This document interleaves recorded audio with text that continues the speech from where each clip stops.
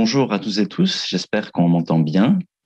Je vous souhaite la bienvenue à ce webinaire organisé par la chaire Raoul Dandurand en études stratégiques et diplomatiques de l'Université du Québec à Montréal. Je me présente, je m'appelle Alexis Rapin, je suis chercheur en résidence à l'Observatoire des conflits multidimensionnels de la chaire Raoul Dandurand. Et c'est moi qui aurai le très grand plaisir, le privilège d'animer la table ronde d'aujourd'hui intitulée Rapport de forces internationaux dans le cyberespace, un état des lieux. On y parlera notamment de cyberdéfense, des principaux États actifs dans ce domaine, de leurs différences d'approche et de stratégie, des négociations internationales sur le cyber également, et de bien d'autres choses. Un petit mot peut-être pour celles et ceux qui ne nous connaîtraient pas. L'Observatoire des conflits multidimensionnels est un des 5 observatoires de la chaire Raoul Dandurand. Il a été inauguré en 2019 grâce à l'appui de la Banque nationale du Canada. Et il a vocation à traiter notamment des mutations de la conflictualité qu'on observe aujourd'hui sur la scène internationale, qu'il s'agisse de cyberattaques, de campagnes de désinformation en ligne ou plus globalement des implications stratégiques des nouvelles technologies. Donc, vous pouvez voir que le webinaire d'aujourd'hui est en plein dans le sujet. Pour l'occasion, j'ai la chance d'accueillir aujourd'hui 3 éminents collègues français. Elles font des heures supplémentaires pour nous, puisqu'il est actuellement 18h30 de leur côté de la fibre optique. Ils sont assujettis aussi à un couvre-feu, mais je veux quand même les remercier de nous donner de leur temps. On salue aussi les gens qui peut-être nous suivent depuis le vieux continent, s'il y en a. Ceux du Canada aussi, bien évidemment. Merci à toutes et tous d'être là pour cette discussion qui nous occupera environ pour 1h30. Sans plus tarder, je vous présente donc nos intervenants que vous connaissez peut-être déjà si vous vous intéressez aux enjeux cyber.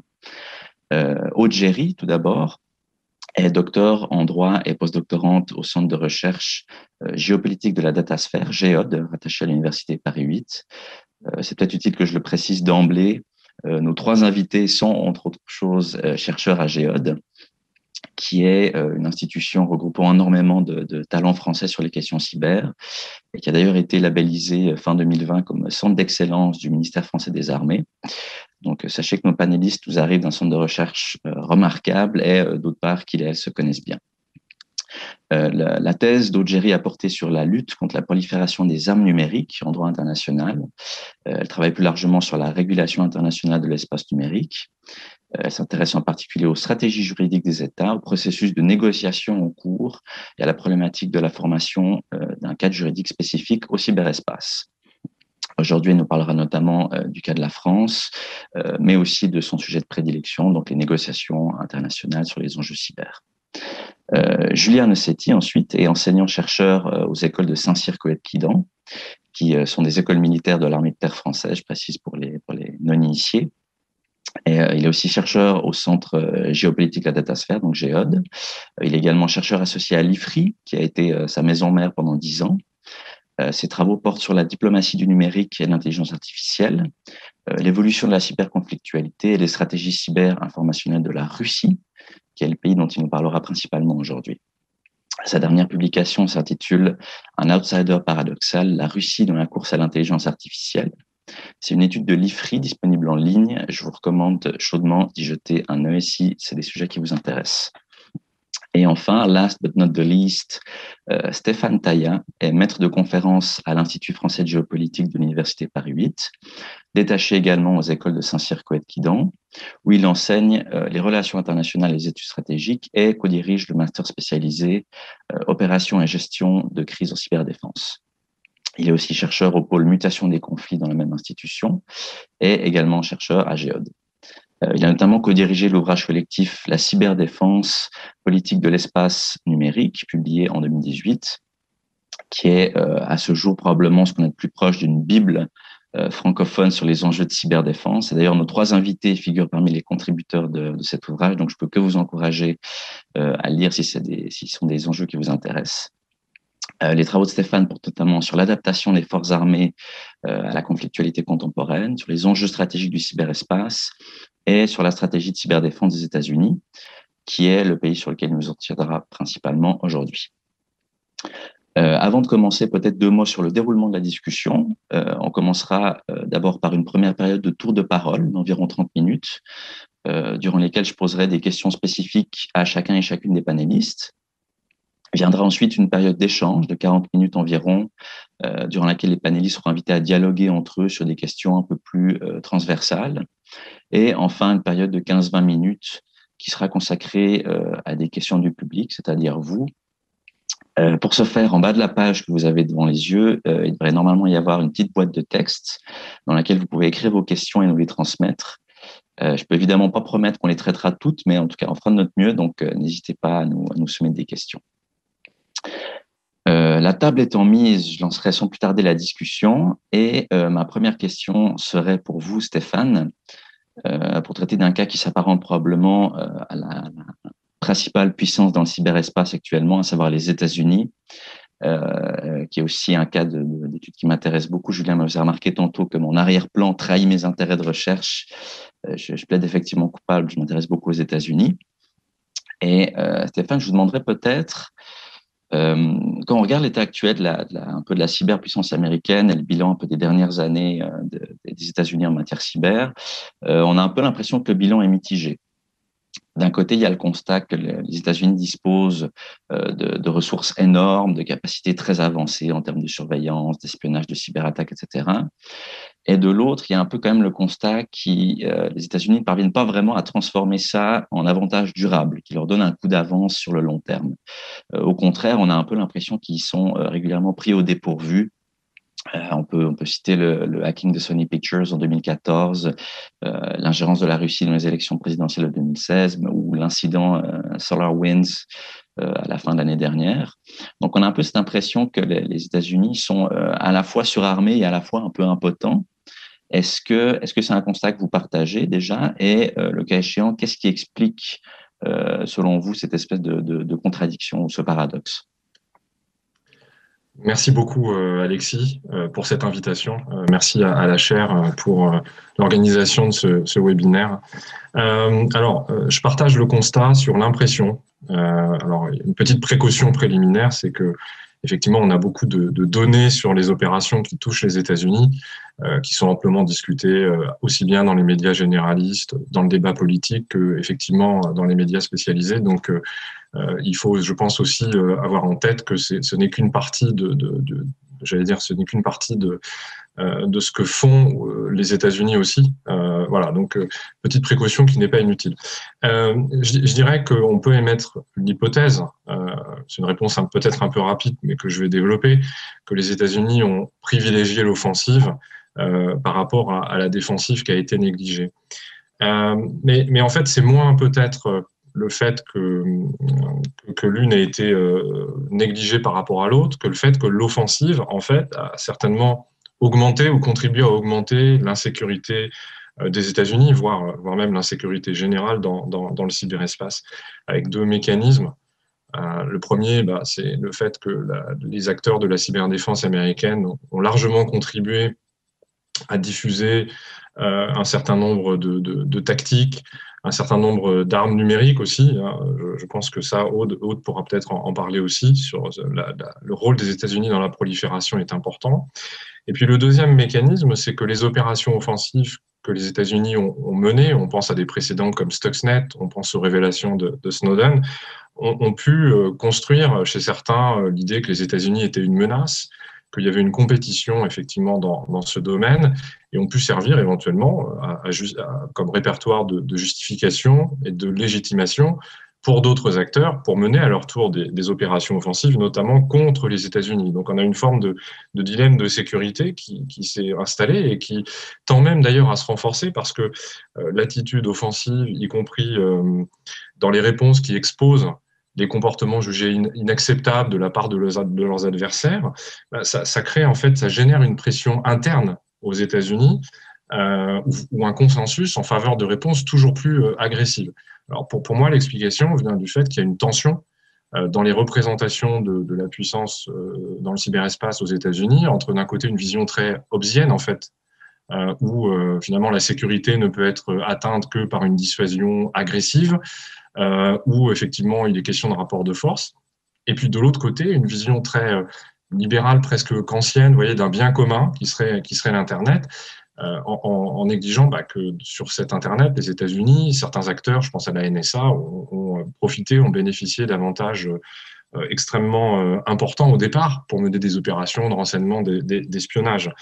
Voilà pour le côté l'offensif qui peut-être aggrave cette situation. Puis d'autre côté, il y a la défensive. Le domaine numérique américain, d'abord, c'est une surface d'attaque qui est énorme, avec des vulnérabilités qui peuvent être aussi bien logicielles que sociétales. On l'a vu avec 2016 ou encore aujourd'hui avec la désinformation.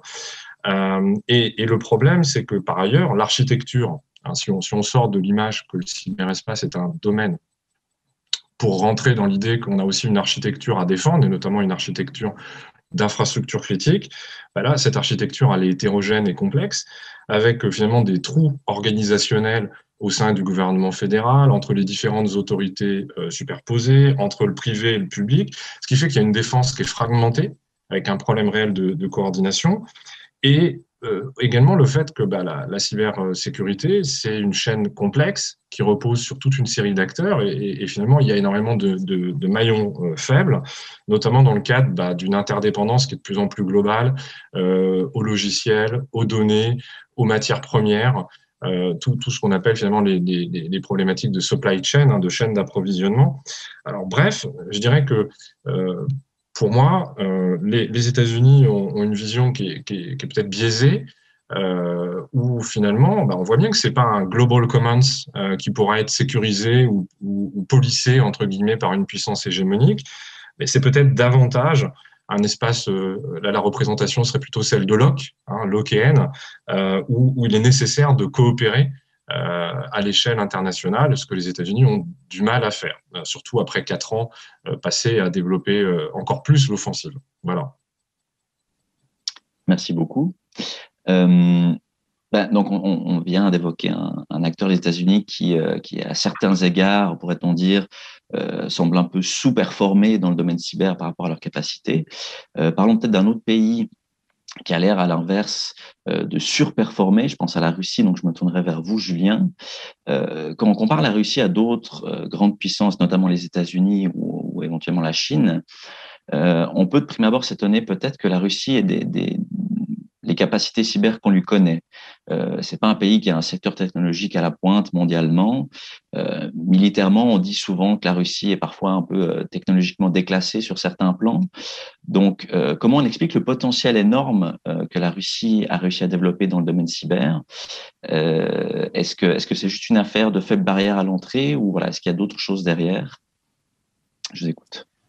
Merci Alexis, et merci aussi de cette invitation de votre part et de la chaire Raoul-Dandurand. Alors c'est vrai que quand on parle de la Russie et du cyber, donc je vais peut-être avoir le rôle de bad cop par rapport aux États-Unis, mais je vais peut-être apporter un bref cadrage sur cette puissance russe finalement qui a été refaçonnée par le biais de l'outil cyber, outil cyber et informationnel. Et ça, je reviendrai d'ailleurs sur cette dualité, sur cette complémentarité plutôt.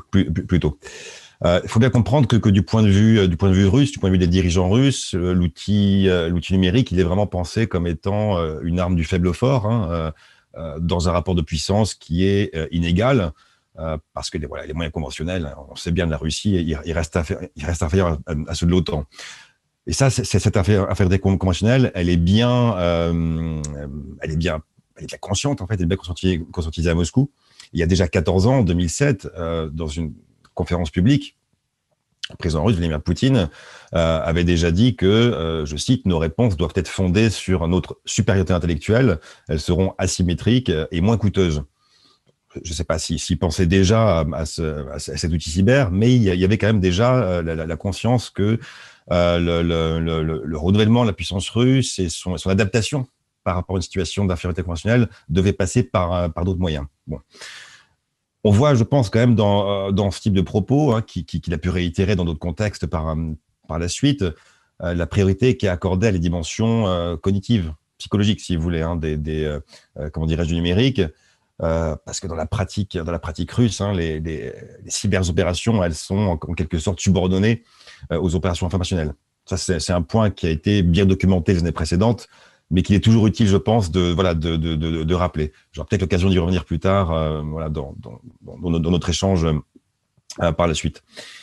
le potentiel que vous avez évoqué dans la question, il est aussi, je pense, lié à une forme d'anticipation, si vous voulez. Je pense que la Russie, enfin, à grands traits, hein, la Russie a su parfaitement tirer profit, voire anticiper le fait que l'ère de l'information dans laquelle on vit, elle s'est transformée aussi en ère de la désinformation. Hein. Donc, les élites politiques et sécuritaires russes, elles ne vivent pas isolées du monde. Elles ont une connaissance qui est très fine de l'utilisation que font les Occidentaux, américains, européens, etc., des médias, ainsi que des failles de nos sociétés ouvertes, et aussi l'évolution technologique du monde. Pour caricaturer un petit peu mon propos, on pourrait peut-être dire que là, on prend souvent les dirigeants russes, Poutine et son entourage, pour des commissaires du peuple, en oubliant que ce sont aussi des geeks, pour certains. Pas tous, mais il y a quand même une culture technologique qui est quand même bien présente. Que Poutine lui-même aime s'afficher aux côtés de Jack Ma, l'ancien patron d'Alibaba, qu'il disserte sur les crypto-monnaies, ou qu'il avance que l'intelligence artificielle va refaçonner aussi toutes les logiques de puissance globale. Ça fait certes partie d'un affichage diplomatique qui est tout à fait compréhensible, mais c'est aussi le signe que, à mon avis, Moscou comprend aussi la valeur et l'influence de la technologie et de l'information en politique internationale. Et d'ailleurs, un des enseignements de l'interférence russe en 2016 dans l'élection américaine, ça a été que la Russie retourne au fond à son avantage l'outil numérique, en disant aux Américains, là aussi je force un peu le propos, mais le trait, mais voyez, vous avez créé Internet, votre Silicon Valley jouit certes d'une influence gigantesque et inédite, mais avec notre petite histoire de troll et d'achat de publicité ciblée sur Facebook et Twitter, nous vous avons pris à votre propre jeu. Donc voilà, il y a aussi, je pense, une forme d'anticipation et d'opportunisme à tirer profit de cet outil numérique à des fins cyber et informationnelles. Un autre point qui est aussi lié à l'adaptation, à la transformation de cette puissance russe, je pense qu'il y a peut-être eu un biais dans toute l'analyse qui a pu être faite, d'ailleurs, dans ces sujets numériques de la Russie, puis j'en fais peut-être partie aussi. C'est une focalisation excessive, il y a une dizaine d'années, sur le contexte intérieur, lié à l'appropriation des outils numériques par les dirigeants russes, par la population, qui ont fait qu'on s'est beaucoup concentré sur les pratiques de censure, etc., au détriment, à la même époque, au tournant de l'époque Medvedev et du retour de Poutine, vers 2012, disons 2013, au détriment du réinvestissement financier et humain massif qui a été opéré par l'autorité russe. Et c'est là où vous avez une personnalité, le ministre de la Défense russe, Sergueï Shoigu, qui a eu un rôle moteur à ce sujet. Il a pris ses fonctions de ministre de la Défense en 2013, et il a été moteur dans l'impulsion donnée au cyber, à la fois dans sa dimension bureaucratique, de réorganisation de tout l'appareil, à la fois de renseignement et militaire classique, on va dire, en intégrant aussi un volet humain qui avait été négligé les années précédentes. Et il s'est aussi battu pour l'obtention de ressources financières à même de combler au moins partiellement le retard technologique qui avait été pris par la Russie. Ça, c'est un point important qui était quand même très largement occulté et dont on s'est rendu compte, évidemment, à nos détriments à partir de 2016, dans le contexte de l'élection américaine et de plusieurs séquences électorales ensuite en Europe. Pour finir rapidement là-dessus, je pense que je nuancerai un petit peu quand même la dimension de retard technologique que vous aviez évoqué au sujet de la Russie. Il y a certes dans ce pays une ultra-dépendance à la rente énergétique qui empêche toujours la diversification de l'économie russe et sa montée en gamme technologique. Mais dans le domaine qui nous intéresse ici aujourd'hui, il y a quand même des niches d'excellence qui ont été maintenues depuis la période soviétique, cybernétique, etc. Donc avec certes un éclatement des compétences dans les difficiles années 90, au profit d'ailleurs de groupes criminels qui sont des acteurs à part entière de cette cyberpuissance russe. Donc vous avez quand même une sorte de nexus entre des hackers étatiques et criminels. Donc vous avez aussi une tolérance tacite qui peut se muer en une forme de délégation de la part des autorités russes quand les services russes, précisément, ont besoin de hackers très, très pointus sur certains domaines précis. Bon, ça, c'est sur la question des acteurs. Une brève nuance, et je vous promets que je finis maintenant, c'est que vous avez aussi un effet de halo, à mon avis, qui entoure aussi les moyens cyber de la Russie, qu'il est assez logiquement difficile d'évaluer avec une précision chirurgicale. Et ça, c'est un relatif flou qui est aussi entretenu par les directions russes, y compris au plus haut niveau. Bon, il y a différents propos de Vladimir Poutine qui expriment cette idée, mais quelques années, on se souvient de ses propos, là aussi dans une conférence internationale, quand Poutine comparait les hackers à des artistes peintres, etc., en niant au fond que la Russie recourt à ce type d'activité et en nuançant l'importance, l'influence de hackers. Bon, voilà, je m'arrêterai ici. Merci beaucoup, c'est hyper intéressant. On aura l'occasion d'en discuter davantage. Aude, je me tournerai vers vous. On vient de parler et on entend souvent parler des grandes puissances cyber comme les États-Unis, la Russie, etc. Pourtant, dans notre discussion précédente, vous me faisiez remarquer que la France figure aussi parmi les pays qui ont pris très tôt la menace cyber au sérieux, qui se sont assez rapidement dotés de capacités en la matière, etc. Et c'est intéressant pour nous au Canada, je pense, parce que ça peut fournir un exemple intéressant de ce qu'un pays peut accomplir en la matière sans nécessairement se comparer aux superpuissances. Donc, ma question serait peut-être comment on peut décrire l'évolution du positionnement français en matière cyber, où est-ce qu'on en est actuellement, et peut-être sur une note un petit peu plus européenne, est-ce qu'il y a on voit apparaître une volonté d'assembler petit à petit des capacités communes en matière cyber, avec potentiellement la France comme chef de file. Merci beaucoup, merci pour l'invitation et bonjour à tous. C'est vrai que dans notre discussion la semaine dernière pour préparer cette conférence, vous aviez une représentation selon laquelle finalement la France avait été relativement lente, il y avait eu de longues hésitations sur les ressources à investir, etc. Et je vous avais partagé mon point de vue qui était le point de vue contraire, même si je peux comprendre ce point de vue-là parce que à côté d'États comme la Russie, comme la Chine, finalement on ne parle presque jamais des opérations françaises.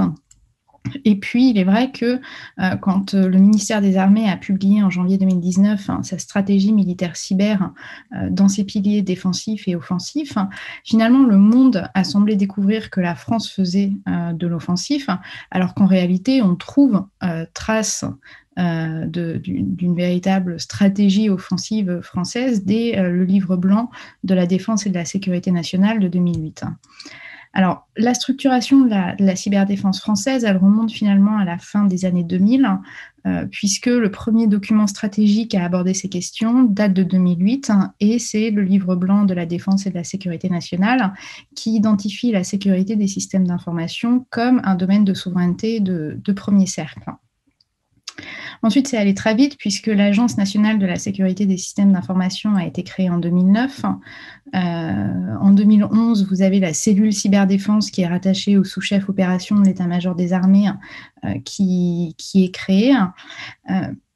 Et c'est vraiment ces deux structures vont constituer la base de la stratégie française, sont vraiment des acteurs clés.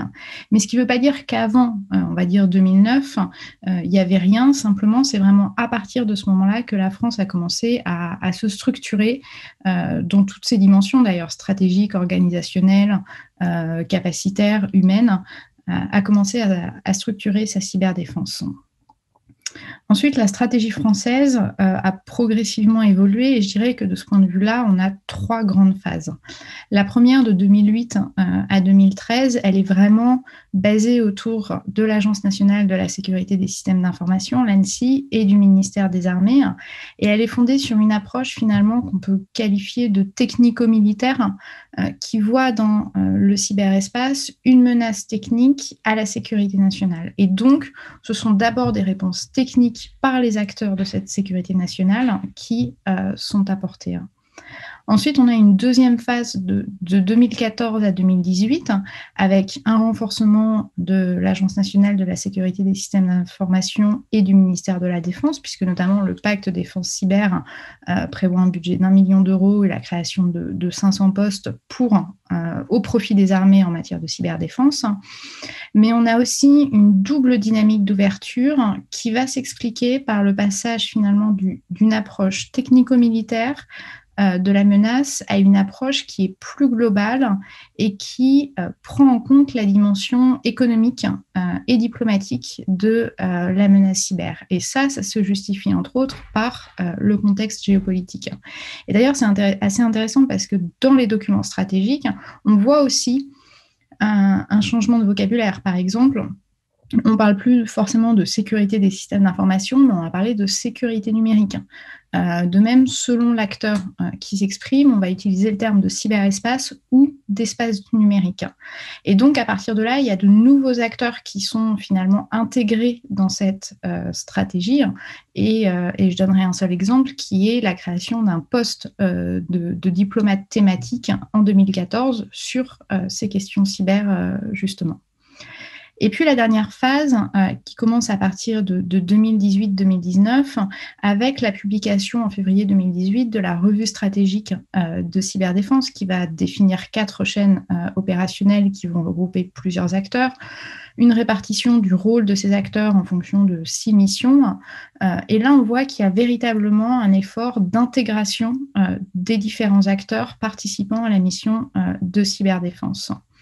Et donc, ce que je dirais, c'est que finalement, la stratégie française, elle repose sur des principes structurants, par exemple le principe de séparation des missions offensives et défensives, avec des acteurs clés.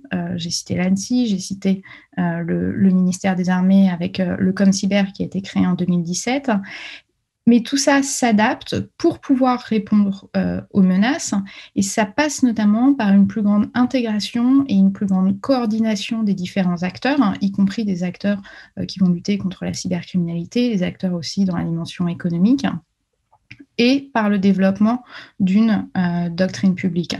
Donc on a vraiment un socle qui est posé fin des années 2000, début 2010, et ce socle, il existe toujours aujourd'hui, même si on a une évolution.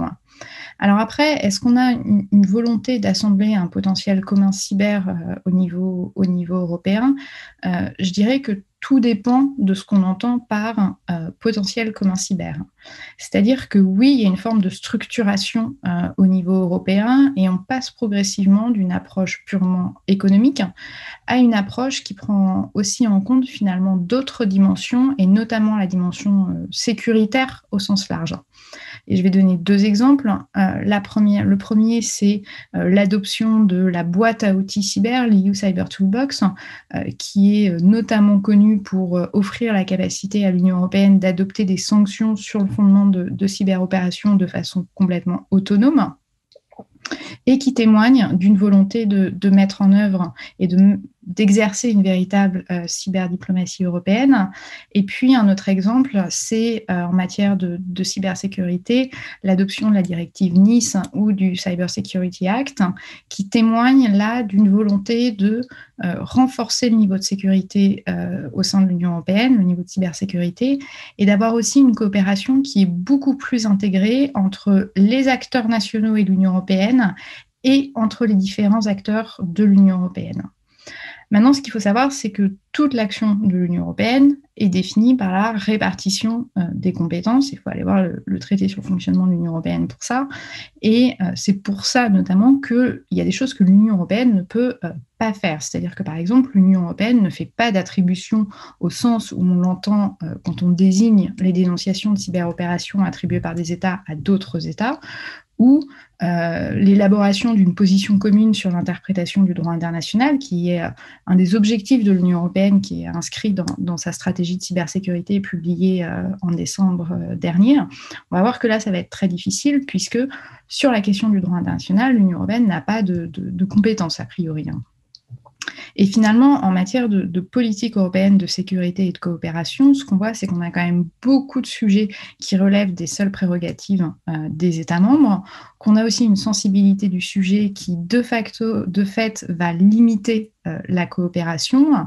Et donc, certes, il y a des discussions entre les États membres, certes, la France peut être active, mais il ne faut jamais oublier que là, on est dans une conférence qui parle de conflictualité entre États dans le cyberespace.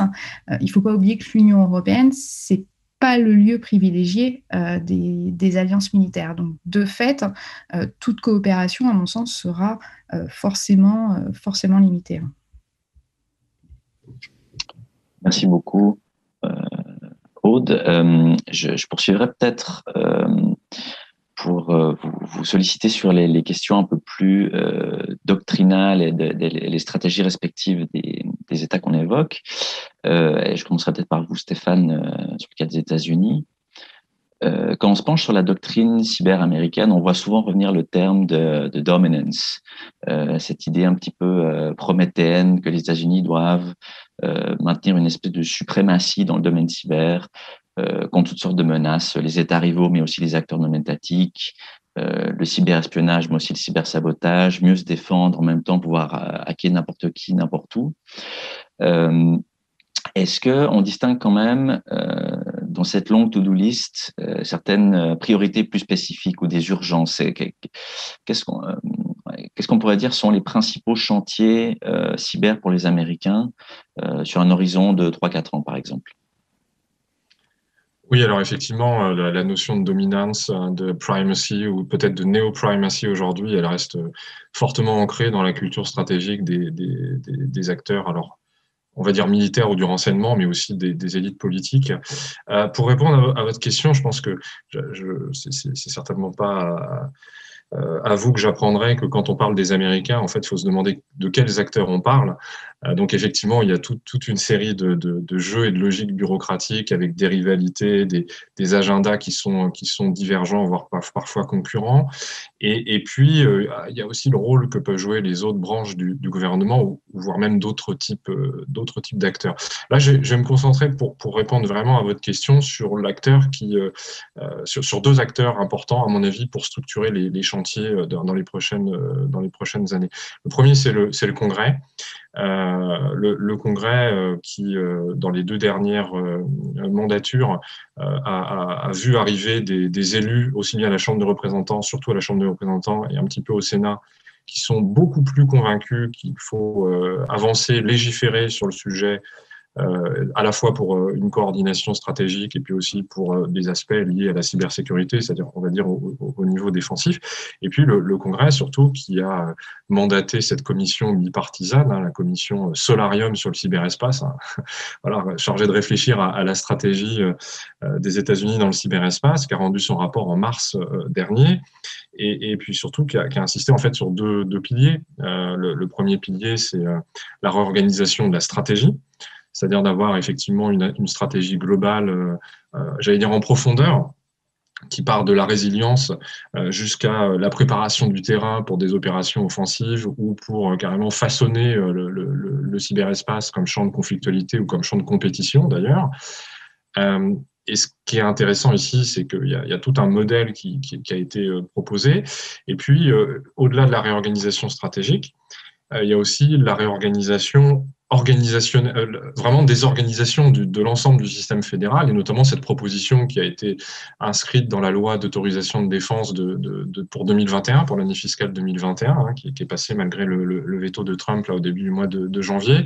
Et c'est notamment la création de ce poste de National Cyber Coordinator, le coordinateur national cyber, au sein du bureau exécutif du président, avec quand même toute une série de limitations. Alors ça, c'est le premier acteur. Le deuxième acteur, plus important, et on avait perdu l'habitude après 4 années d'administration Trump, c'est l'implication du président. On a un président qui, depuis qu'il est président élu et puis après son investiture, a rappelé plusieurs fois le fait qu'il fallait une impulsion politique. Donc il a donné une impulsion politique, il est prêt aussi à travailler et à faire travailler les gens du Conseil de sécurité nationale ou d'autres avec le Congrès, parce que c'est vraiment un sujet bipartisan. Et en fait, quand on prend ces deux facteurs, le rôle du Congrès et puis une impulsion renouvelée avec le président Biden, on a 3 chantiers qui se dégagent. Le premier, qui découle de ce que j'ai dit dans la réponse précédente, c'est celui de la coordination. Voilà, le premier chantier, c'est comme disait la commission Solarium, c'est de rebâtir sur des bases saines le gouvernement fédéral. C'est même la base de toute la stratégie. Donc là, ça va être évidemment, c'est un chantier de longue haleine. Peut-être même que les politistes spécialistes des États-Unis diront c'est un chantier qui n'a absolument aucune chance d'aboutir. Il y a des précédents. On pense au directeur du renseignement national. Bon, c'est un poste qui tout juste maintenant parvient à avoir plus ou moins un rôle important, mais bon. Le deuxième chantier, qui résonne d'ailleurs avec l'actualité toute récente, c'est celui de la résilience. De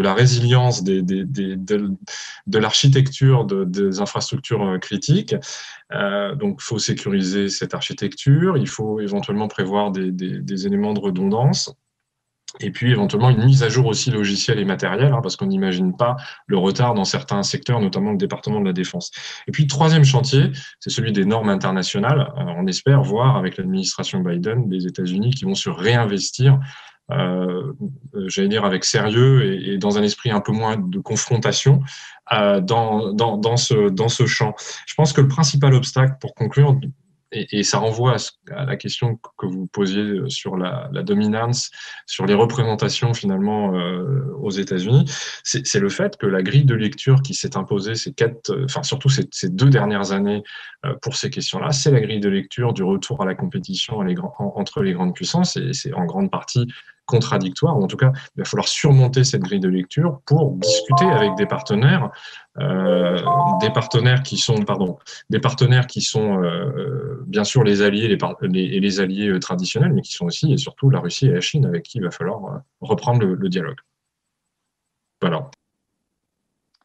Merci beaucoup. Justement, quand on parle du loup, je vais passer au cas de la Russie. Julien, on vient d'évoquer en quelques mots les priorités et la perspective américaine. Du côté de la Russie, on dit souvent que la Russie a une approche et une perspective stratégique du cyberespace un peu singulière par rapport aux autres grands acteurs du domaine, dans la mesure où, par exemple, elle mise beaucoup sur la guerre informationnelle, sur la déstabilisation, sur l'ambiguïté stratégique, ce qu'on appelle parfois la conflictualité de zone grise, etc. Est-ce qu'il existe ce qu'on pourrait appeler une espèce de cyberculture stratégique russe? Et si oui, comment on pourrait la définir? Comment vous la définiriez? Très vaste question. Alors effectivement, c'est une approche qui est singulière, et je l'évoquais tout à l'heure, dont la compréhension a pu faire défaut aux Occidentaux dès la crise ukrainienne, en fait, qui a commencé début 2014. L'Ukraine a été pilonnée entre guillemets pendant plusieurs années par des cyberopérations russes, et là aussi on a eu beaucoup de mal finalement à l'anticiper, à l'appréhender. Bon. Et par la suite, bien sûr, pendant l'élection américaine en 2016. Qui a été vraiment peut-être le tournant pour nous aux États-Unis et en Europe, pour essayer de comprendre bien cette culture stratégique cyber-russe, comme vous le disiez. Je l'ai aussi évoqué tout à l'heure. Vous avez finalement vous avez l'enjeu même de la cybersécurité pour les dirigeants russes qui est envisagé sous un prisme beaucoup plus large et moins technique entre guillemets qu'en Occident, surtout aux États-Unis. À savoir que la désormais fameuse sécurité d'information dont les Russes parlent et promeuvent dans les débats internationaux fait figure d'axiome finalement dans les discours officiels et dans les débats stratégiques en Russie. L'idée là, elle consiste pour la Russie à se prémunir des risques perçus par rapport à la liberté de circulation d'information, qui est là pour le coup le cœur de la doctrine numérique américaine. Donc les flux de données numériques et en agissant sur un plan interne sur 2 niveaux principaux. Vous avez le niveau le champ de la loi, donc avec toute une conception juridique qui selon Moscou d'ailleurs a vocation à s'exporter dans l'ancien après-carré soviétique. Et sur la régulation des contenus, donc et ici régulation est un euphémisme. Et le deuxième niveau, c'est la maîtrise des infrastructures. que ce soit des câbles de fibre optique, des data centers, des serveurs, des routeurs, etc. Donc là, il y a aussi une dimension interne et une dimension aussi régionale qui a vocation à irriguer l'ancien Imperium. Derrière cette fixation sur l'information, sur les contenus publiés, il y a l'ombre portée des États-Unis. Ça, dans la culture stratégique cyber de la Russie, les États-Unis sont peut-être l'obsession principale. Ça peut sembler un lieu commun que le dire, mais c'est toujours bon de le rappeler, puis ça permet de bien comprendre aussi la singularité qu'on évoquait tout à l'heure.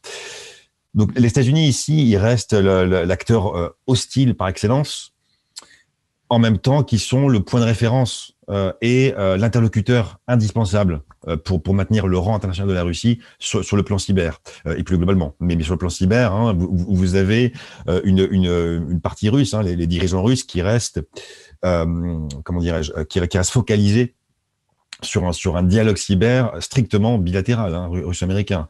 Là aussi, c'est une constante qu'il faut peut-être placer dans cette quête de rang internationale de la Russie, sur un domaine qu'elle estime central dans les relations internationales et stratégiques d'aujourd'hui. Et là, peut-être pour reformuler ce que je viens de dire, vous avez peut-être une Russie qui se valorise elle-même en se positionnant dans un dialogue d'égal à égal avec les États-Unis. Et pour ça, elle passe par différents moyens, une dialectique qui peut parfois varier. Parfois, elle établit des parallèles avec de vieux traités soviéto-américains, comme celui. Alors, c'était le cas récemment en septembre dernier, dans un communiqué du MID, du ministère des Affaires étrangères russe, qui évoquait un traité soviéto-américain de 72 qui encadrait les incidents navals bilatéraux. Donc c'est très souvent du poussiéreux qui refait surface, mais du prestigieux entre guillemets. Une période qui correspondait au pic de l'influence politique militaire internationale de l'URSS, mais tout ça ressort à intervalles réguliers pour essayer d'établir des tables d'équivalence dans ce dialogue stratégique cyber avec les États-Unis. C'est un dialogue d'ailleurs qui est ancien. Vous avez les premiers contacts réguliers qui prennent racine au milieu des années 90, plus précisément en 96 de mémoire, quelques mois seulement avant la réélection de Boris Eltsine. Donc c'est quand même déjà une période ancienne. Et dans cette période en fait, qui était pourtant très balbutiante sur un plan cyber, la partie russe avait mis en avant une proposition de traité international qui combinait les deux approches qui intéressent Moscou au fond. Vous avez d'une part l'idée de désescalade dans une crise cyber et la dimension de non-interférence informationnelle. Ça, à partir de cette époque, ça va être les deux canaux, les deux obsessions finalement des diplomates et des militaires russes.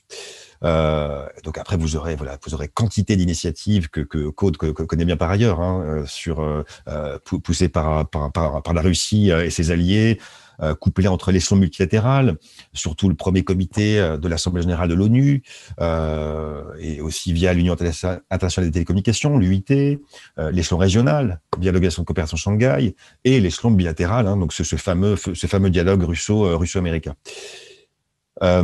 Autre point, au-delà du dialogue russo-américain, autre point de cette culture stratégique cyber russe, ce qu'il ne faut pas oublier, ça aussi, ça a longtemps été négligé, c'est que finalement toute cette culture cyber, et puis notamment le volet informationnel, il est quand même largement motivé par des considérations de politique intérieure. Ça, c'est pas un argument qui est censé évacuer le niveau du risque et des menaces qui pèsent sur les Occidentaux, bien au contraire. Mais autrement dit, si vous voulez, la dimension défensive de l'approche russe, elle est centrale, et elle est écrite d'ailleurs noir sur blanc dans les principales doctrines russes, notamment la doctrine de sécurité de l'information, qui a été d'ailleurs remise au goût du jour en 2016 de mémoire, alors que la précédente datait de 2000. Donc, vous voyez qu'il y a eu aussi tout un effort d'adaptation qui a été porté après un peu plus de 15 ans de veille. Et un dernier point sur cette culture stratégique, c'est que il faut peut-être pas, ça c'est peut-être aussi un tort qu'on a pu avoir en Europe, aux États-Unis, c'est qu'on a eu peut-être tendance à isoler l'outil numérique dans la stratégie russe. Donc là, le risque était peut-être de surestimer son impact et sa portée, hein, alors que pour les Russes, et là, je pense notamment aux travaux qui ont été publiés par l'expert israélien Dim Adamski, hein, les Russes pensent plutôt en termes de coercition multidomaine, comme il dit, c'est-à-dire une activité de coercition qui combine à la fois la propagande, des cyberattaques traditionnelles, l'utilisation de forces conventionnelles, de forces nucléaires, tout ça dans une action qui vise avant tout à brouiller la distinction entre la guerre et la paix, et surtout aussi à empêcher une réaction rapide et coordonnée des dirigeants occidentaux. Ça, c'est un point qui est absolument fondamental. Et les Russes n'isolent jamais, si vous voulez, la dimension cyber ou la dimension informationnelle, dans leurs actions, mais l'intègrent dans une approche beaucoup plus intégré, holistique, si vous voulez. Donc là, le cyberespace, c'est bien plus un moyen pour une fin qu'une fin en soi. Donc ça c'est aussi vraiment un point, à mon avis, fondamental à comprendre quand on essaye de plonger dans cette culture stratégique cyber de la Russie. Merci beaucoup. Aude, je reviens vers vous. On parle beaucoup, on est en train de beaucoup parler de rapports de force dans le cyberespace, de stratégie de puissance, etc. Et on parle moins des négociations et des dialogues internationaux en la matière, peut-être parce qu'on a souvent cet a priori selon lequel les grandes puissances, pour le moment, entretiennent délibérément une zone de non-droit dans le domaine cyber, etc. Mais est-ce que cet a priori ne serait pas un peu infondé, peut-être ? Et est-ce qu'on distingue en fait malgré tout des enjeux spécifiques sur lesquels les États ont trouvé des terrains d'entente, ou à tout le moins cherchent de bonne foi à s'entendre en matière cyber? Et si oui, quels sont un peu les grands chantiers diplomatiques actuellement en matière cyber, et quels États cherchent à obtenir quoi sur ces questions? Alors, tout d'abord, je crois que l'espace numérique, le cyberespace, n'est pas un espace de non-droit. Les États l'ont reconnu, le droit international s'applique, donc leurs comportements sont encadrés par le droit international. Maintenant, il est vrai qu'il y a des problèmes d'interprétation, il y a des doutes, il y a des interprétations qui sont divergentes. Donc, à partir de là, les États n'évaluent pas forcément leur marge de manœuvre de la même façon. Et donc les États ont non seulement reconnu que le droit international s'appliquait, mais ils ont aussi, notamment à travers les travaux des groupes d'experts gouvernementaux qui ont été mis en place par l'Assemblée générale des Nations unies, adopté un certain nombre de recommandations, de normes de comportement, un certain nombre de recommandations en matière de mesures de confiance ou encore de renforcement des capacités. Aujourd'hui, la situation, elle est compliquée, mais je dirais que sur les négociations cyber, mais je dirais que ce n'est pas propre au cyber.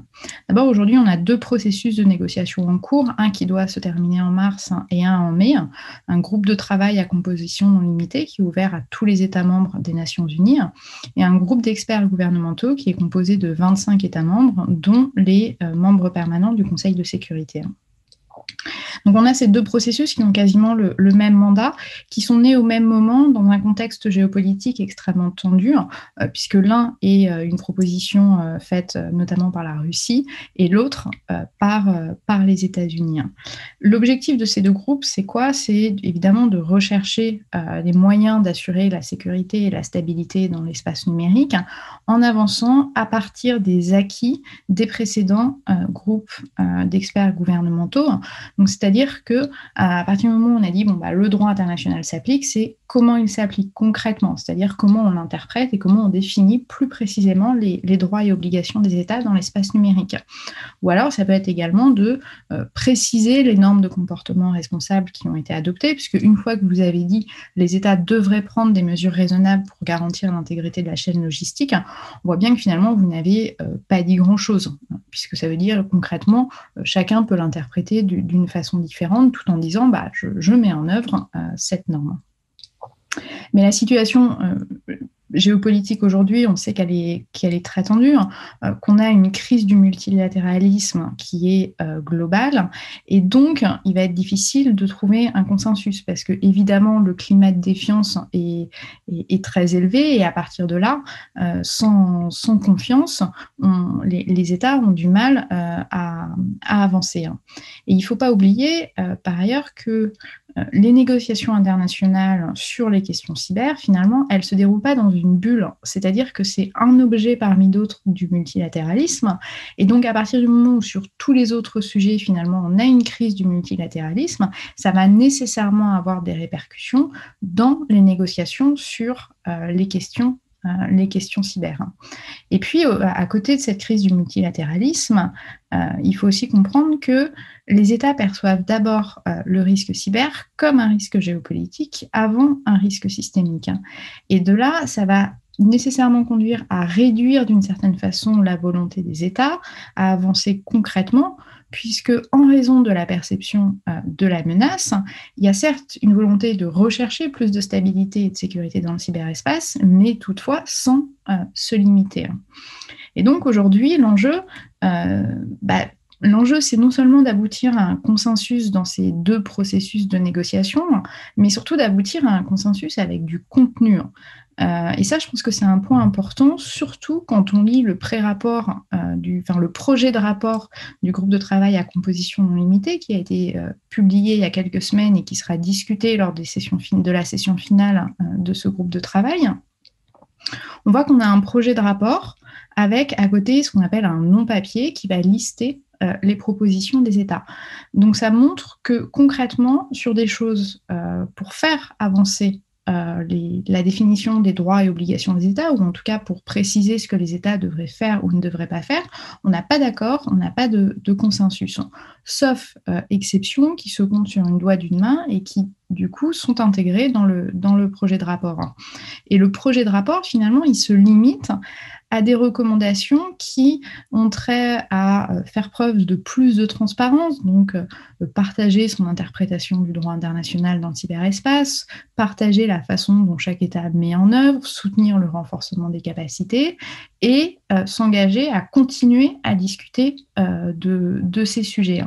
Et les quelques propositions un petit peu plus, on va dire, concrètes qui sont dans le rapport, finalement, on se rend compte que pour la plupart, elles sont déjà dans les rapports précédents. Et puis, ce pré-rapport, ce projet de rapport, il contient aussi énormément d'ambiguïté quant au vocabulaire utilisé et la question des acteurs privés et de la place des acteurs privés dans les négociations internationales est presque absente. Et du coup, ça interroge, à mon sens, sur le fait de savoir si est-ce qu'il faut avoir une vision finalement court-termiste en cherchant le consensus à tout prix, ou est-ce qu'il y a besoin de plus de temps? Parce qu'il faut bien comprendre, c'est que l'addition de toutes les ambiguïtés qui sont contenues dans le rapport, et moins il y a de consensus, plus il y a d'ambiguïtés dans les rapports, ça n'est absolument pas de nature à permettre le développement d'un véritable cadre de sécurité et de stabilité pour le cyberespace.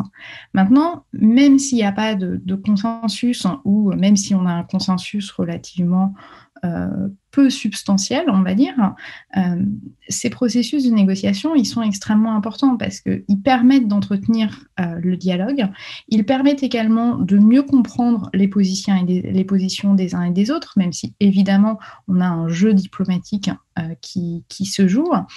Et de ce point de vue-là, si on essaie de voir le verre à moitié plein au lieu de le voir à moitié vide, on peut dire que le projet de rapport du groupe de travail à composition non limitée apporte quelque chose. Alors, est-ce qu'on peut avoir plus d'espoir au-delà de ces deux processus de négociation?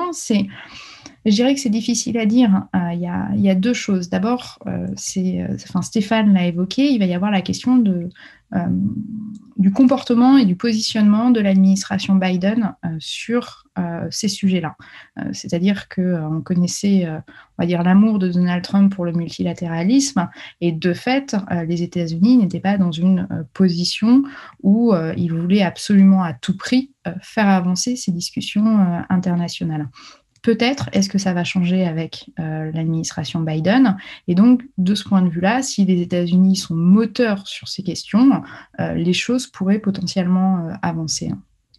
Après, sur le futur de négociation, le projet de rapport recommande la création d'un programme d'action sur le comportement responsable des États dans le cyberespace, proposition qui est à la base une proposition franco-égyptienne, mais le 31 décembre, l'Assemblée générale des Nations unies a adopté une résolution qui prévoit la création d'un nouveau groupe de travail à composition non limitée qui commencera ses travaux dès que le groupe de travail actuel aura terminé.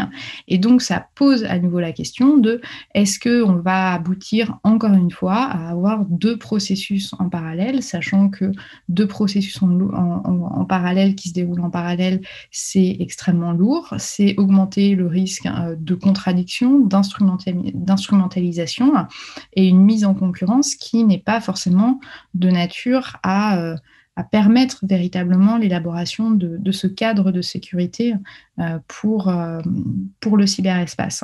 Donc oui, les États veulent essayer d'avancer, mais le contexte géopolitique est finalement extrêmement défavorable à toute avancée qui serait substantielle et qui permettrait véritablement de renforcer cette sécurité et cette stabilité dans le cyberespace.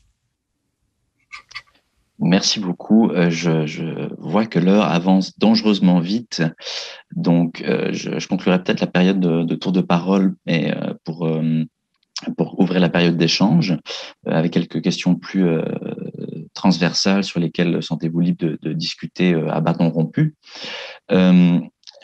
J'attaquerai peut-être directement avec l'éléphant dans la pièce dont on a encore peu parlé, mais qui est incontournable, c'est évidemment la Chine.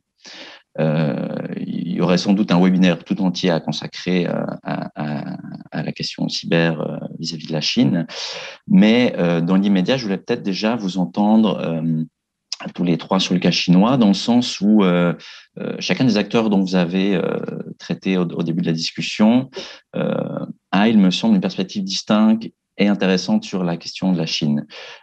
Pour les États-Unis, la Chine, c'est évidemment le plus grand défi, le peer competitor qui conteste le plus directement leur hégémonie dans le domaine cyber. Pour la France et l'Europe plus généralement, la Chine n'est peut-être pas tant un adversaire qu'un problème à résoudre, dans le sens où on est sans doute pas assez fort pour faire sans la Chine, donc on doit composer avec et trouver un modus operandi. Et pour la Russie, dans le domaine cyber, la Chine est encore un peu un élève qui, à plusieurs égards, s'inspire, veut apprendre de la Russie, notamment en matière de guerre informationnelle, mais dont on se dit peut-être qu'elle finira par devenir un peu envahissante ou problématique. Donc, ça serait là ma question à vous trois. Comment, de part et d'autre, on aborde l'essor de la Chine, comment on compose avec et qu'est-ce qu'on espère ou qu'est-ce qu'on en craint? Je ne sais pas qui veut se lancer en premier.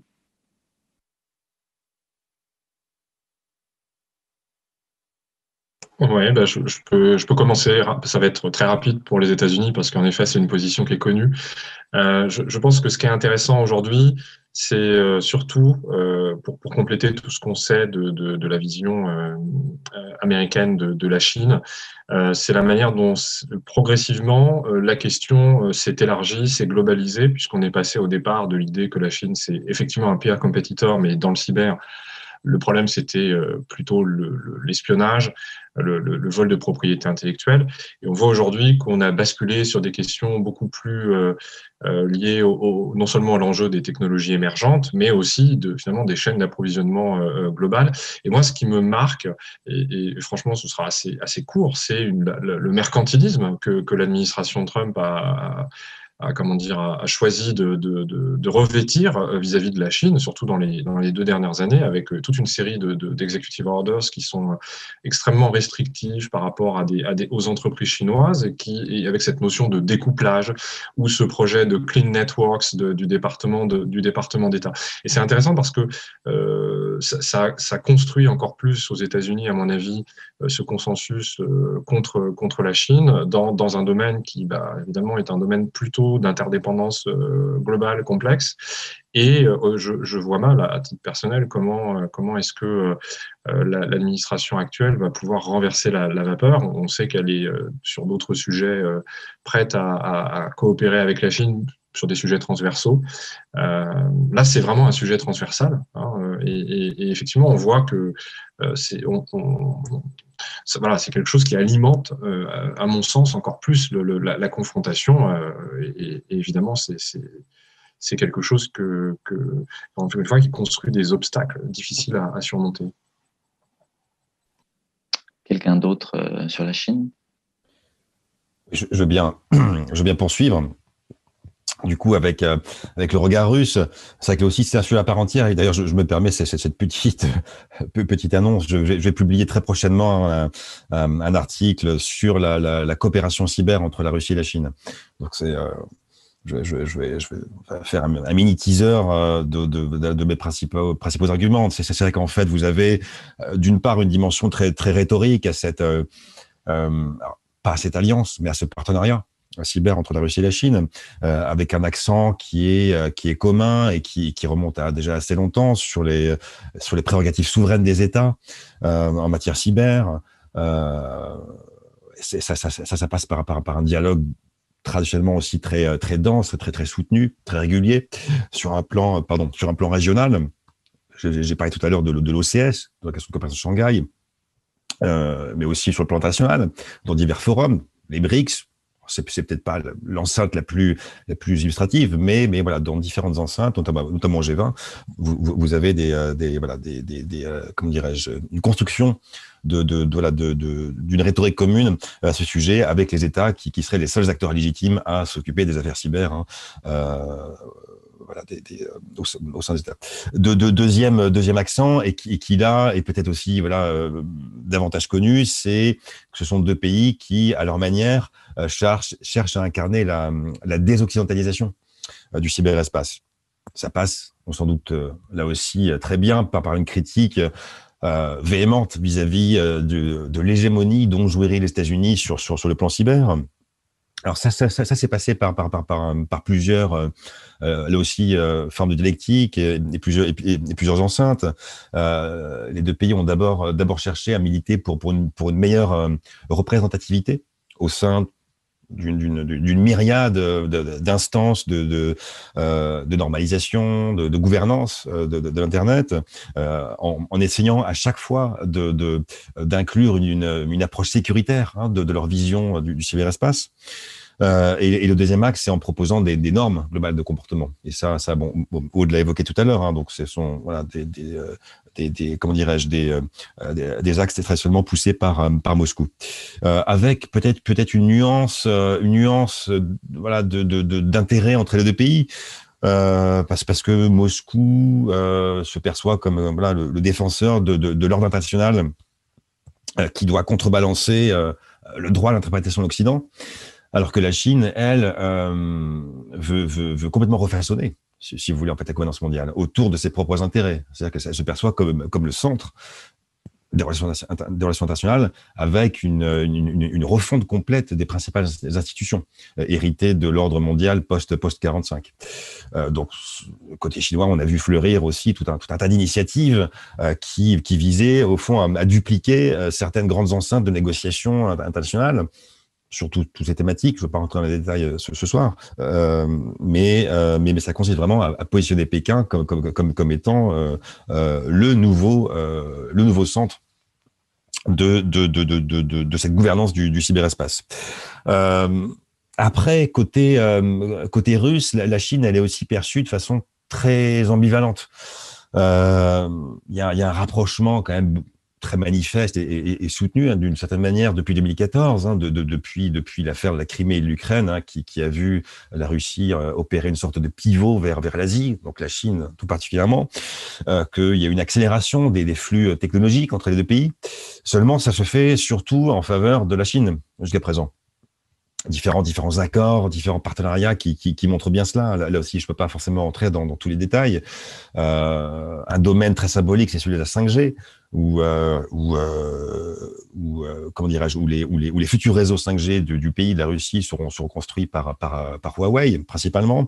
Donc vous avez aussi une présence d'acteurs technologiques chinois très importante en Russie, via la construction de tels réseaux, mais aussi via le financement de laboratoires de recherche, notamment en intelligence artificielle, en cryptographie, etc., à Moscou et dans divers instituts techniques de la Fédération, à Saint-Pétersbourg, en Sibérie aussi.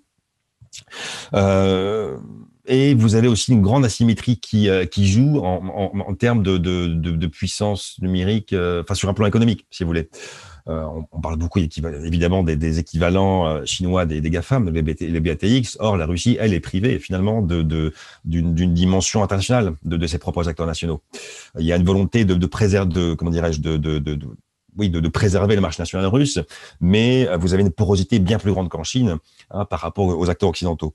Et ça joue en défaveur finalement de cette cyberpuissance russe par rapport à la Chine. Donc voilà, vous avez une coopération bilatérale qui est quand même aujourd'hui favorable à la Chine et qui va très certainement se creuser dans les années et peut-être même les décennies qui viennent. Aude, est-ce que vous vouliez rebondir, dire un mot sur le sujet de la Chine ? Très rapidement, je dirais que côté français, évidemment, on peut pas, la France ne peut pas rentrer dans un bras de fer avec la Chine comme finalement les États-Unis ont décidé de le faire. Enfin, les puissances sont incomparables. Donc forcément, comme vous l'avez dit, il faut composer avec la Chine. Maintenant, il y a quand même des prises de position assez fortes sur certains sujets. Je pense notamment à la question de la 5G. Et c'est finalement aussi au niveau européen où on va essayer de trouver une position commune pour, on va dire, contrebalancer la puissance et limiter la puissance chinoise. Alors, il y a des leviers, évidemment. Je pense notamment à la question du droit de la protection des données personnelles, où on voit un intérêt très fort du côté des acteurs chinois pour comprendre finalement comment tout cela fonctionne, parce que le marché européen les intéresse. Et ils ont besoin du marché européen, surtout vu le contexte avec les États-Unis. Mais c'est forcément délicat parce que développer une diplomatie commune au niveau européen sur un sujet comme la relation avec la Chine, évidemment, c'est extrêmement compliqué. Les États membres n'ont pas tous les mêmes intérêts, les mêmes positions.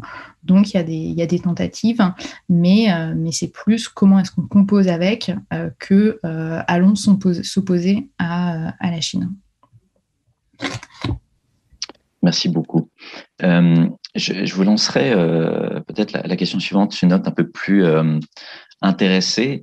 Qu'est-ce qu'il y a d'intéressant à faire pour des puissances plus modestes, justement, des puissances moyennes comme le Canada, dans le domaine cyber ? On voit déjà qu'occasionnellement, ces genres de pays qui subissent un peu les dégâts collatéraux de la cyberconflictualité entre grandes puissances. Est-ce que pour les puissances moyennes, entre guillemets, est-ce qu'il y a un rôle plus actif à jouer ? Est-ce qu'elles doivent commencer à jouer des coups d'elles aussi ? Est-ce qu'au contraire, il vaut mieux qu'elles militent pour une plus grande régulation de la cyberconflictualité ? Est-ce que pour les membres de l'OTAN, par exemple, est-ce qu'il faut s'en remettre encore aux grands frères américains ou au contraire développer ses propres potentiels et ses propres approches dans le domaine cyber ? Donc, j'aimerais vous entendre sur cette question.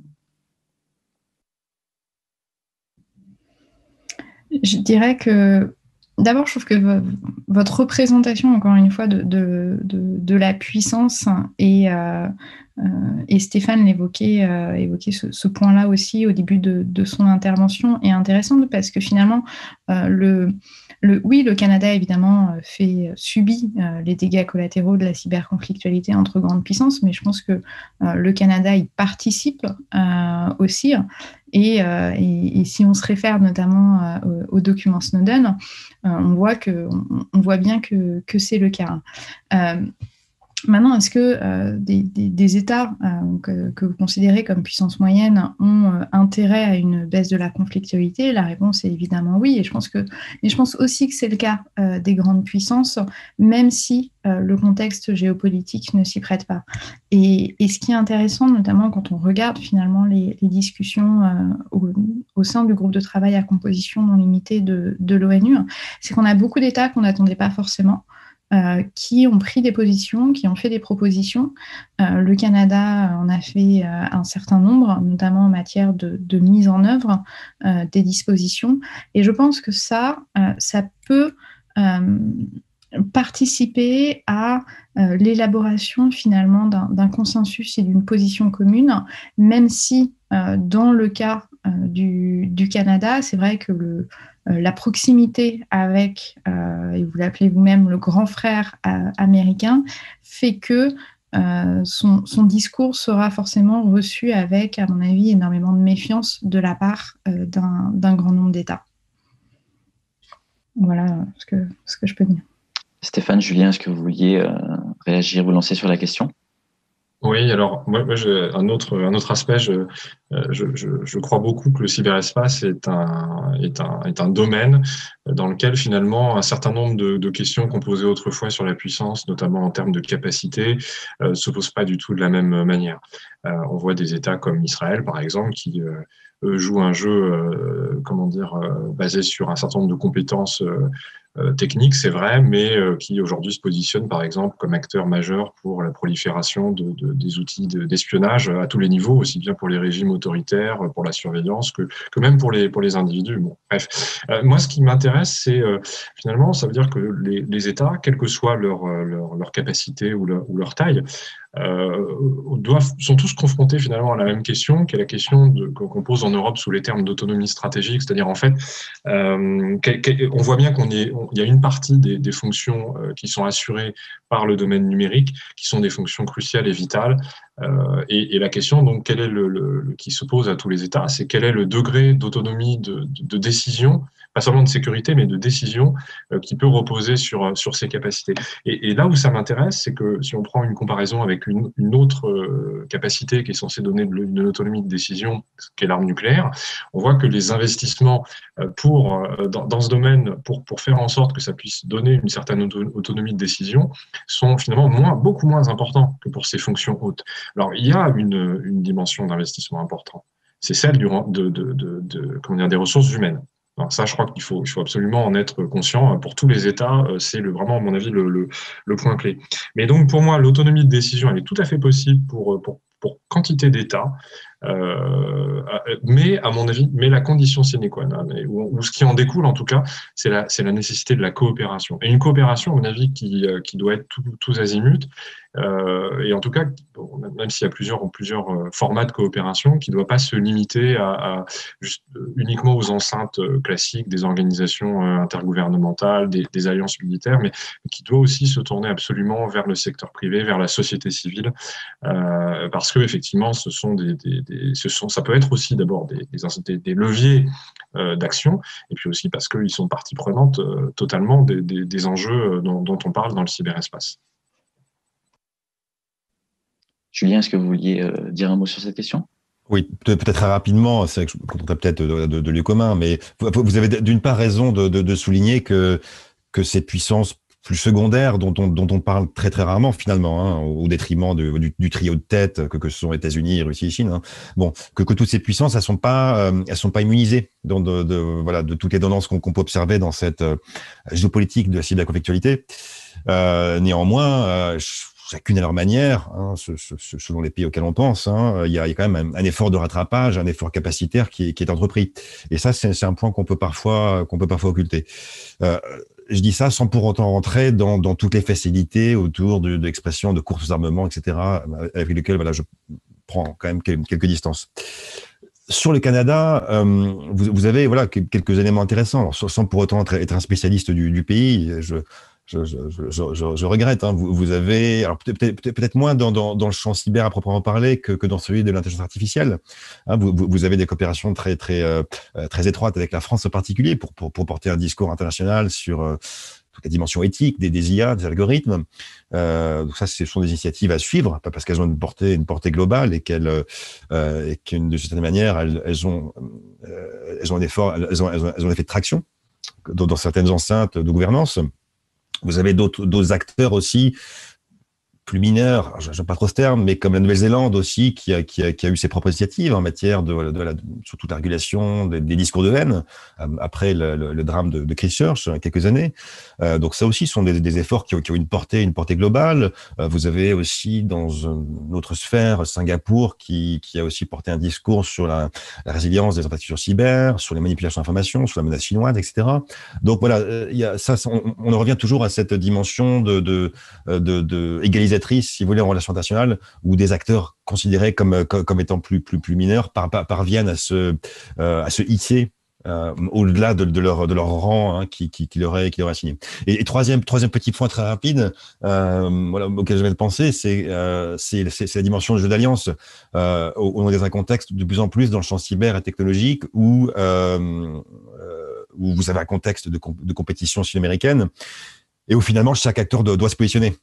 Vous avez du côté chinois comme du côté américain, surtout depuis la période Trump, depuis à peu près 2 ans, une incitation très forte de la part de nos alliés américains de choisir son camp pour aller très rapidement.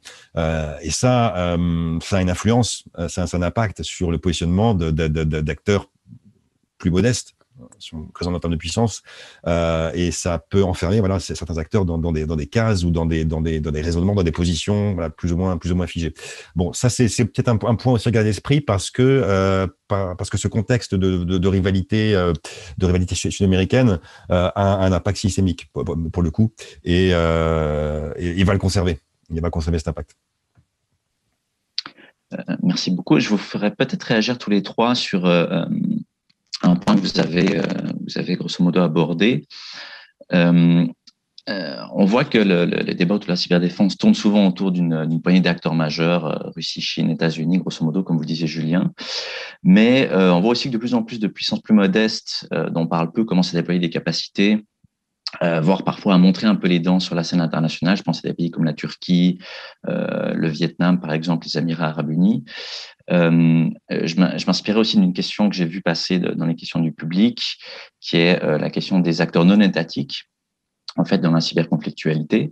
Donc voilà, j'aimerais vous entendre tous les trois sur, parmi ces acteurs, quels sont ceux qui retiennent le plus votre attention ou peut-être vous impressionnent le plus, vous ont plus impressionné récemment, et en quoi ils peuvent potentiellement à l'avenir modifier ou non le paysage stratégique du cyber. Je ne sais pas qui veut se lancer.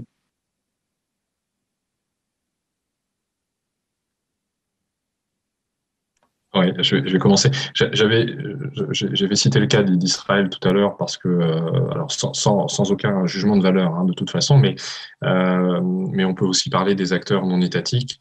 Moi, je dirais que je vais prendre un débat qui est beaucoup utilisé aujourd'hui dans la réflexion stratégique en Europe comme en Amérique du Nord, sur justement la nouvelle conflictualité au sens militaire, avec la notion, vous voyez, de champs qui autrefois étaient des champs où on avait une forme de supériorité et aujourd'hui qui serait contesté.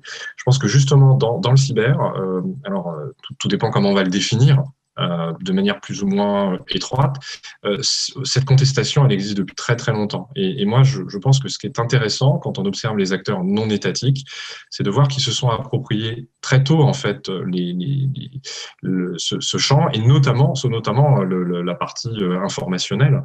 Et pourquoi c'est important? Parce que pour moi, ça contribue par effet de rebond à une représentation qu'on a très souvent lorsqu'on parle de la conflictualité numérique, c'est d'imaginer que par ce fait, ces acteurs non étatiques, surtout ce sont des organisations combattantes irrégulières, finalement, parce qu'ils contournent la puissance des autres, si vous voulez, acquéreraient une espèce d'avantage. Or, moi, je crois qu'il ne faut jamais oublier que le champ informationnel, en fait, ou en tout cas le champ cyber, il a été aussi investi fortement par les principaux acteurs dont on parle, dans la lutte justement contre ces organisations-là. Alors, la différence, c'est que pendant plus de 15 ans, ça a été surtout vrai, pour simplifier, au niveau tactique, ou sur des théâtres d'opération. Aujourd'hui, voilà, les grandes puissances se positionnent davantage à un niveau stratégique, géopolitique. Donc moi, je trouve que c'est important de regarder ce jeu, cette dialectique de l'épée et du bouclier, avec un enjeu entre acteurs non étatiques et acteurs étatiques. On a tendance, quand on parle du cyber, à négliger complètement les aspects contre-insurrection, contre-terrorisme, alors que pas du tout, ou stratégie irrégulière, alors que pas du tout, ça fait partie intégralement de ce champ-là depuis très très longtemps. Et pour conclure, je dirais que quand on observe cette dialectique, on se rend compte que l'enjeu finalement aujourd'hui il porte sur les données, sur la capacité à les collecter extrêmement rapidement, à les utiliser contre l'adversaire et effectivement du coup vous voyez comme ça rebondit par effet de cascade sur d'autres questions sur les technologies émergentes. Voilà. Aude, Julien, est-ce que vous souhaitez ajouter quelque chose? Oui, sur le plan des acteurs peut-être. C'est vrai que Stéphane tout à l'heure a évoqué Israël, donc c'est peut-être l'illustration la plus éminente hein, de ces autres acteurs qui ont su développer des capacités tout à fait éminentes et les font proliférer aussi à leur manière, avec aussi un point plus géographique qu'on a peut-être jusqu'à présent assez sous-estimé, c'est toute cette très complexe géopolitique du cyber au Moyen-Orient. Vous avez voilà, différents acteurs étatiques, l'Iran, l'Arabie Saoudite, Israël, bien sûr, mais aussi quantité de proxies, d'acteurs intermédiaires hein, qui, à leur manière, ont une influence très très importante sur ces jeux d'acteurs. Et ça c'est quelque chose qui voilà, doit peut-être inciter à effectuer quelques travaux, bien sûr, sachant que quand on parle de proxies, il y a toute la question des loyautés à géométrie variable hein, de ces acteurs. Ça, je ne vais pas bien sûr développer, ça peut faire l'objet de conférences dédiées, bien sûr, mais vous avez certains proxies qui sont voilà, bien affiliés à l'État, d'autres contractent avec différents gouvernements, ou d'autres resteront dans le domaine purement criminel. Bon, bref, un acteur qu'on n'a pas mentionné et qui me semble peut-être intéressant quand même d'évoquer à grands traits, c'est quand même l'Iran. L'Iran, donc les capacités sont quand même assez reconnu dans le domaine cyber. C'est un pays qui avait subi, on s'en rappelle, hein, le virus Stuxnet en 2010, hein, qui avait mis à plat le fonctionnement des centrifugeuses d'uranium du pays, et par la suite, hein, ça avait contribué à déclencher une cyberconflictualité assez dense dans la région, notamment entre acteurs iraniens et saoudiens. Il y a eu l'affaire Saudi Aramco quelques années plus tard, etc.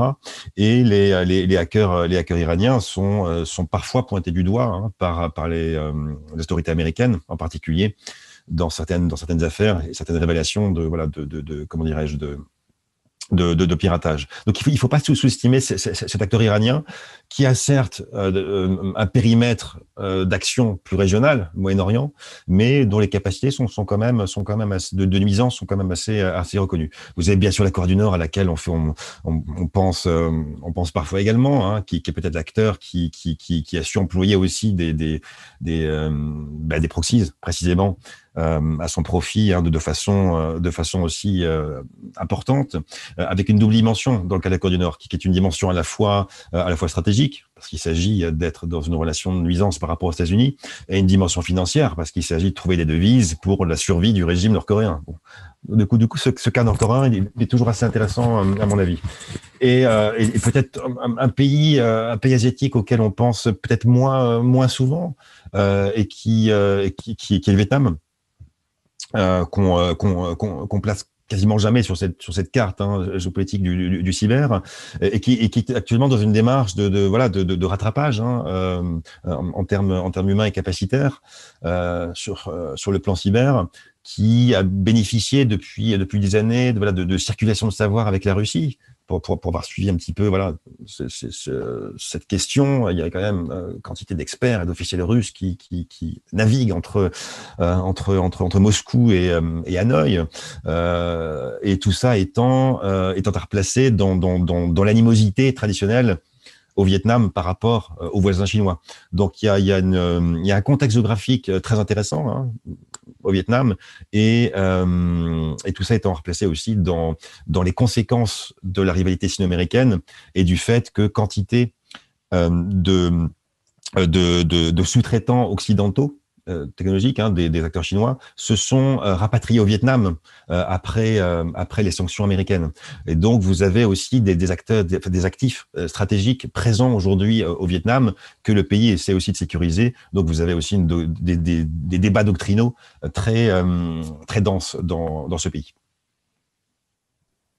Aude, est-ce que vous vouliez dire un mot sur cette question? Juste en 2 phrases, je pense que sur la transformation du paysage stratégique, ça va évidemment impliquer une augmentation de la conflictualité, mais surtout, ça va augmenter le brouillard autour de cette conflictualité. Et du coup, ça va augmenter le risque d'escalade des conflits, ce qui n'est évidemment pas rassurant. Et donc, je pense que ça, c'est vraiment quelque chose auquel il faut prêter attention. Et le deuxième point, de façon plus générale, quand on justement traite de ces questions, je pense qu'il faut aussi que nous, en tant que chercheurs en sciences humaines et sociales, en sciences juridiques, on se pose aussi la question de la façon dont on se représente justement l'émergence de ces puissances, parce que finalement, nos connaissances sont aussi en partie liées aux travaux de tiers. Et du coup, on sait très bien que la dénonciation de certaines opérations, et surtout la dénonciation incessante d'opérations qui sont menées par certains acteurs, conduit à grossir ces menaces. Et donc, dans l'évolution et dans la transformation du paysage stratégique aujourd'hui, je pense qu'il faut être aussi particulièrement prudent et humble par rapport à notre analyse. Merci beaucoup. Il me reste encore quelques minutes. Je vais essayer de me concentrer sur les questions du public. On a eu quelques questions intéressantes. Il y en a une qui particulièrement attire mon attention, qui est assez spécifique, mais qui je pense, mérite qu'on y consacre quelques minutes. Et qui est intéressante aussi, je pense, pour notre perspective canadienne, mais qui porte sur le cas de la France, où la question va comme suit. Quels sont les avantages et désavantages pour la France de n'être pas un membre formel de l'Alliance des Five Eyes, donc dans le domaine du partage de renseignements? Je ne sais pas qui veut se lancer sur cette question.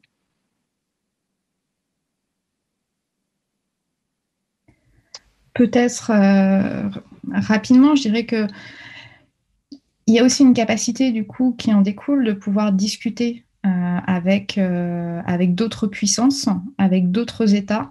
Donc, ce qui offre d'une part peut-être dans une certaine mesure une marge de manœuvre qui est plus grande pour la France, et puis aussi une perception que les autres États ont de la France qui est différente parce qu'elle ne fait pas justement partie de ces Five Eyes. Donc, ça va permettre d'avoir un dialogue et en tout cas d'être dans des prédispositions pour ce dialogue qui sont peut-être un petit peu plus favorable que si la France était membre de ces Five Eyes. Maintenant, on voit bien sur la stratégie française que de toute façon, il y a une alliance naturelle une alliance historique avec les États membres des Five Eyes, et donc forcément, il y a une proximité, y compris sur les questions cyber, et que dans le cadre des discussions internationales, sur beaucoup de sujets, on va retrouver cette proximité. Quelqu'un d'autre sur cette question? Oui, très rapidement, c'est vraiment dans le prolongement des propos d'Aude. Certes, la France n'est pas membre des Five Eyes, mais Stéphane évoquait tout à l'heure la dimension de lutte antiterroriste qui ne doit pas être dissociée de tous ces enjeux cyber et tous les débats sur le sujet cyber. Or là, précisément, la France, depuis des années, coopère très étroitement avec les pays membres des Five Eyes. Et juste pour rappeler une autre enceinte, je ne sais pas si on peut l'appeler enceinte, mais du moins une structure, le P3, du coup, qui quand même a une existence déjà assez ancienne entre Washington, Londres et Paris, où vous avez quand même une dimension extrêmement centrale sur le partage de renseignements. Et ça, c'est évidemment un lien très étroit aujourd'hui avec cette dimension cyber. Donc certes, la France n'est pas membre des Five Eyes, mais bon, de facto, on est assez proche par la convergence de vues qu'évoquait Aude et par les intérêts stratégiques immédiats en fait de tous ces pays.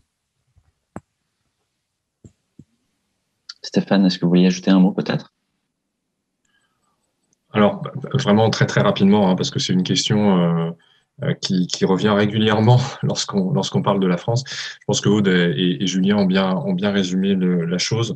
Je crois que simplement il faut rappeler que la coopération en matière cyber et surtout en matière de renseignement, c'est une histoire très très ancienne, et c'est vrai qu'il faut il faut se méfier des formats qu'on présente toujours comme étant des espèces de structures très très fixes et effectivement c'est sûr que la France n'a pas exactement les mêmes entrées entre guillemets ou les mêmes accords avec en tout cas les agences de renseignement français pour être précis n'ont pas exactement les mêmes entrées, les mêmes accords que leurs homologues britanniques, canadiennes, néo-zélandaises ou australiennes avec par exemple la NSA, mais il y a d'autres types de coopération bilatérale.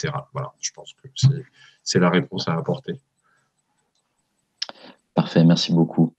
Il me reste encore peut-être le temps de vous soumettre rapidement une question du public sur un thème que je connais personnellement très mal. La question va comme suit: quels sont les principaux acteurs étatiques à surveiller dans le développement de la technologie quantique? Je ne sais pas si ça fait partie de vos sujets d'intérêt. Quelqu'un veut se lancer? Alors là aussi, peut-être très très rapidement, je ne suis pas expert du quantique, mais pour avoir suivi un petit peu le sujet dans le cas de la Russie, la Russie n'est pas une superpuissance quantique, mais là aussi, on est dans un contexte de rivalité sino-américaine, et vous avez une sorte faut pas dire de concours, mais du moins voilà, de petites rivalités sur quel acteur sera en mesure de posséder le plus de supercalculateurs et sera en mesure de franchir le seuil voilà, du quantique. Donc on est peut-être là aussi, hein, comme dans l'IA ou la 5G, hein,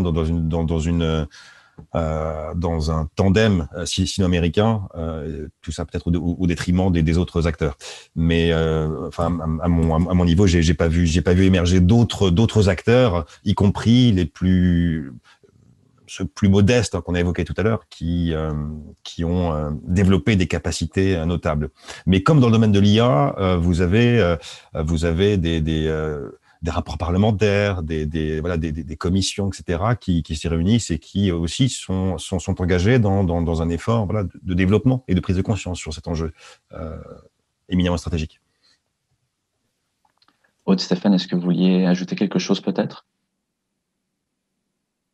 Oui, alors en fait, il y a dans le cadre européen une stratégie évidemment quantique, il y a dans le cadre français. Alors, dans les pays à surveiller, il y en a un qu'on oublie toujours, c'est les Pays-Bas, qui ont investi beaucoup dans cette technologie-là pour des raisons en fait liées à leur position sur les réseaux numériques en fait, hein, sur les réseaux physiques et à la fois les réseaux d'échange. Voilà, donc les Pays-Bas, et puis en Europe, vous pouvez aussi compter le Royaume-Uni ou l'Allemagne qui sont en pointe. La France elle-même ayant lancé sa stratégie un petit peu plus récemment.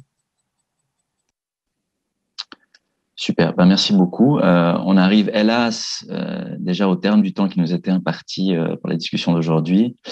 Il y aurait évidemment encore beaucoup à dire, mais je crois qu'on peut déjà se féliciter de tout ce qu'on a réussi à couvrir et de la richesse et de la qualité des échanges. Pour ma part, je repars comblé.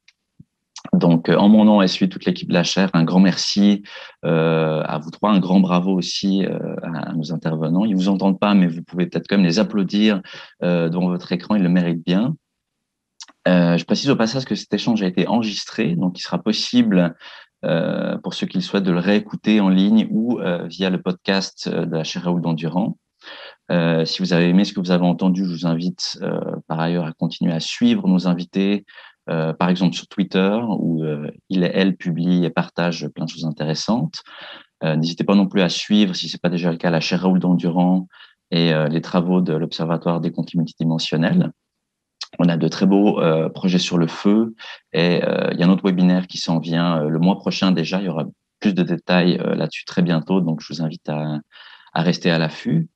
Avant qu'on se quitte, je voudrais sincèrement remercier le staff de la chaire Raoul Dandurand, sans qui cet événement n'aurait tout simplement pas pu avoir lieu, c'est-à-dire Françoise Conéa, responsable des événements, Ivana Michelin, la responsable des communications, Louis Collerette, notre directeur exécutif, et bien évidemment le titulaire de la chaire et le directeur de l'OCM, Frédéric Gagnon. Je remercie également Gabriel Gendron et Dany Gagné, tous deux chercheurs à l'OCM, qui ont tweetstormé durant toute la durée des échanges afin de vous donner matière à lire davantage si vous êtes intéressé à ces enjeux. Je veux remercier aussi les services de l'audiovisuel de l'UQAM, dont le savoir-faire nous permet de braver pandémie et confinement à un webinaire à la fois. Et enfin, merci à vous toutes et tous d'avoir été avec nous au Canada, en France et ailleurs. J'espère que vous aurez été aussi captivés que moi tout au long des échanges. Je vous souhaite bonne soirée ou bon après-midi selon où vous vous trouvez. Et je vous dis à très bientôt. Au revoir. Merci.